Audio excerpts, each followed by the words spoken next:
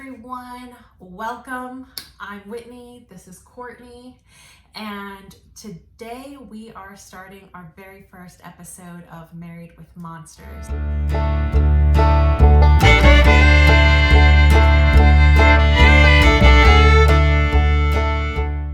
What we're going to be doing, hopefully every week, maybe bi-weekly, maybe few weekly, depending on what life throws at us in between now and the next episode.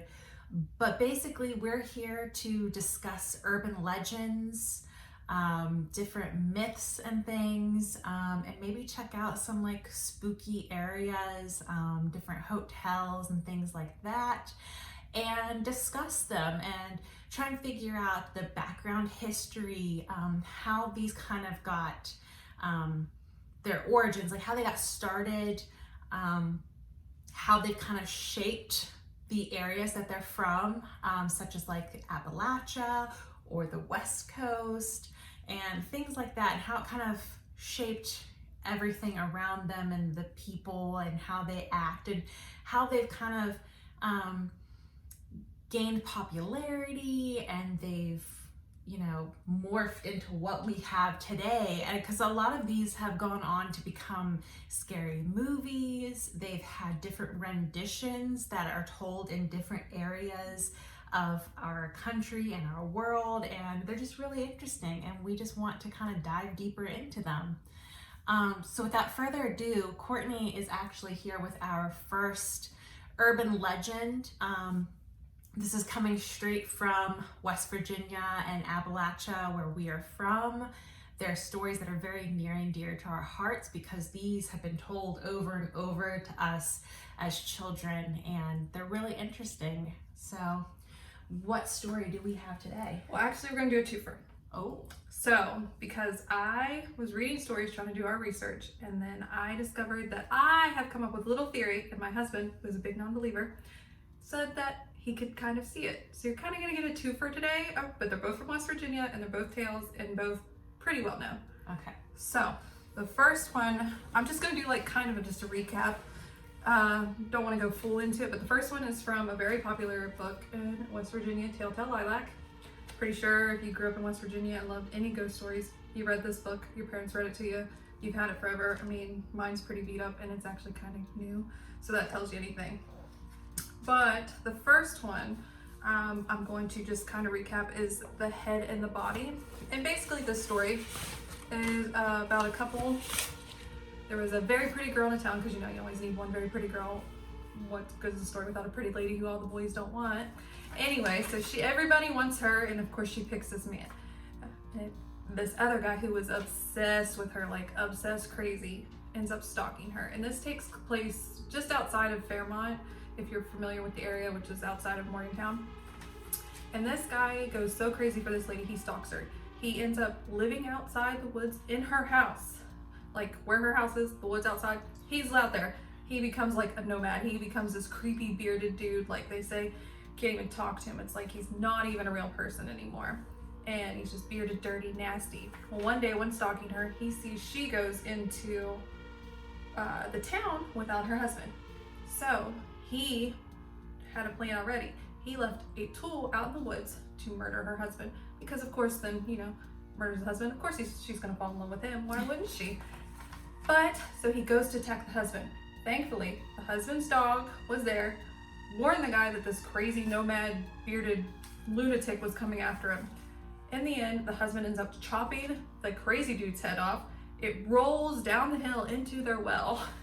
And instead of the husband being like, no, this dude tried to kill me, he's like, no, I'm gonna kill a pig, throw it in the well so nobody drinks the water, and hide the body. Well, 2 weeks later, they say his wife aged 20 years.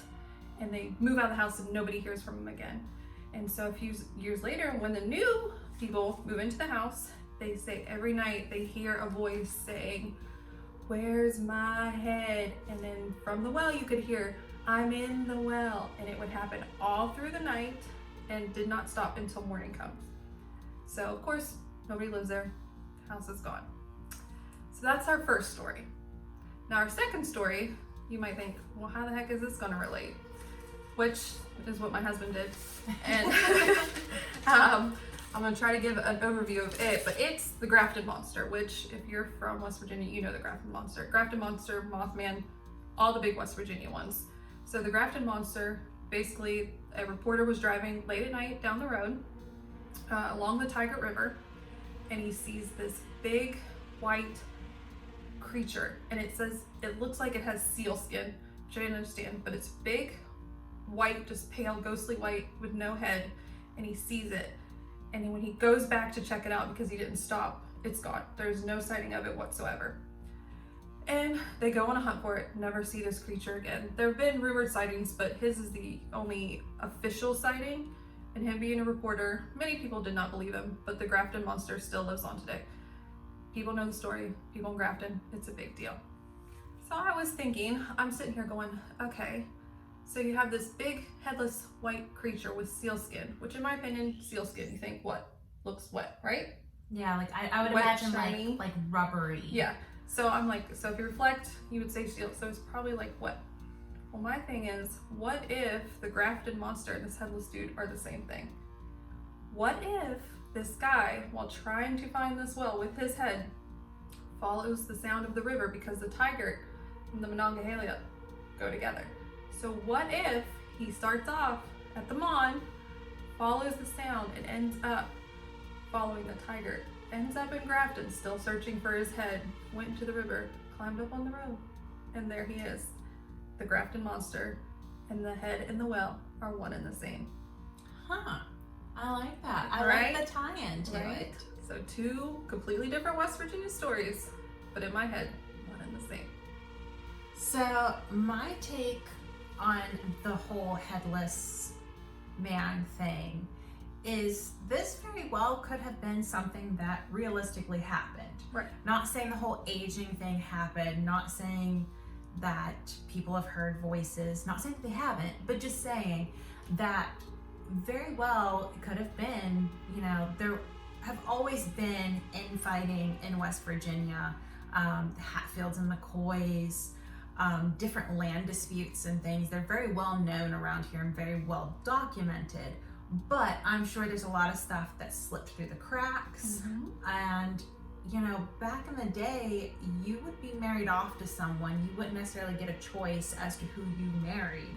So say this guy was told by her father, oh yeah, you can marry my daughter. But then guy B comes along and says, well, I can offer you, you know, 6 pigs. 6 pigs to his 4 pigs plus a cow.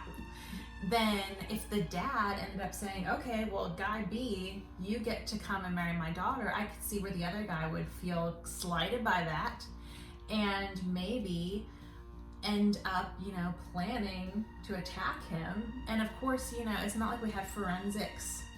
If the first guy that was crazy for the girl, if he wasn't, you know, popular, then maybe nobody was looking for him. Well, he went out in the woods and went crazy, and people said he didn't talk, so yeah, who's to think he just didn't go out in the woods and... Yeah, so I could see where this is kind of like a warning to people to maybe, you know, Watch your stalker. watch your stalker, or maybe a way of telling people, you know, keep your word. Because if not, somebody crazy could be stalking you and trying to kill you. But then on the other hand, the guy killed the one that was trying to attack him and kind of got away with it. And I mean, people get away with murder all the time. So way back when, in like the 1800s, it would be pretty easy to dump somebody's body in the well and cover your tracks and then be like, oh, sorry, my wife's sick, I'm peacing out. Well, I mean, he just threw the pig in there, and so nobody else could use the well, and his butt's covered. Yeah. I mean, it makes sense that this could be a true story, and it's just kind of like warped itself through word of mouth, especially back then. You know, it wasn't, not saying that we have reliable ways of passing information now, but back then, you know, your great Aunt Sally heard it from her friend Elizabeth, who heard it from her third cousin removed. And as it gets down, you know, it just kind of morphs into something a little creepier than, hey, John disappeared And right around that time, Steve and his wife, they left town, so. And that's what Telltale Like's all about. Word of mouth. These are stories she can't really research. Like, I tried.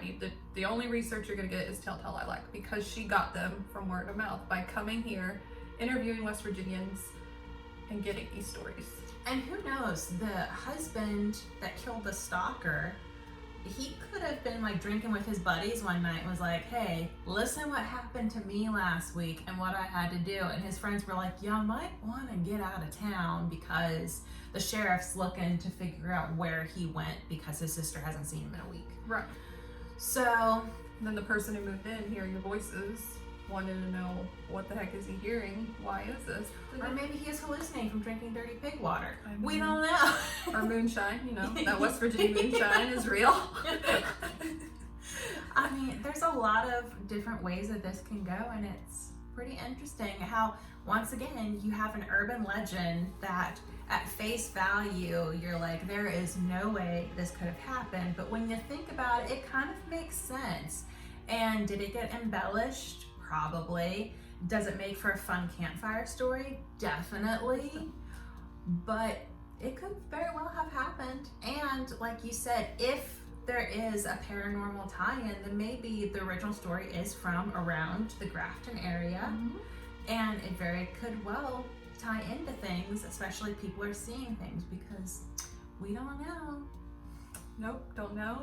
It's whether you're a believer or non-believer. We are believers. My husband is not. And when I told him the story, he believed that maybe I did have a connection. He still thought I was crazy, but he made the connection too. I will say we're believers with a healthy dose of skepticism, in that we don't believe everything that's put out in front of us. There's a lot of things you can explain, but there's a lot of things you can't explain. Yeah. Like a certain ghost hunter getting possessed every single episode. Yeah. No names mentioned. Yeah. If you know, you know. Mm-hmm. So yeah, that's our first episode. That's kind of the path we're going down. And hopefully we'll have a new story to share with you soon. We'll get this up and loaded as quickly as possible.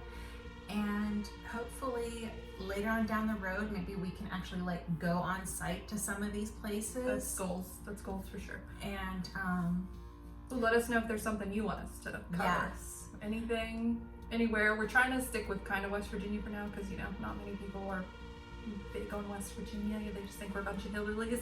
So if we could stick with that area, that'd be good. But we'll do any story requested. So comment below, let us know what your take on it is. Do you think this is just purely fiction? Do you think there might be a little truth sprinkled in there somewhere? And what do you think of the connection between the Grafton monster and this guy looking for his body, or his head? And have you heard these stories? Yeah, and have you heard these stories? Yeah, what are some stories that you've heard of? What stories do you want to look more into? They don't necessarily have to be from here in West Virginia. They can be elsewhere. We can look into things.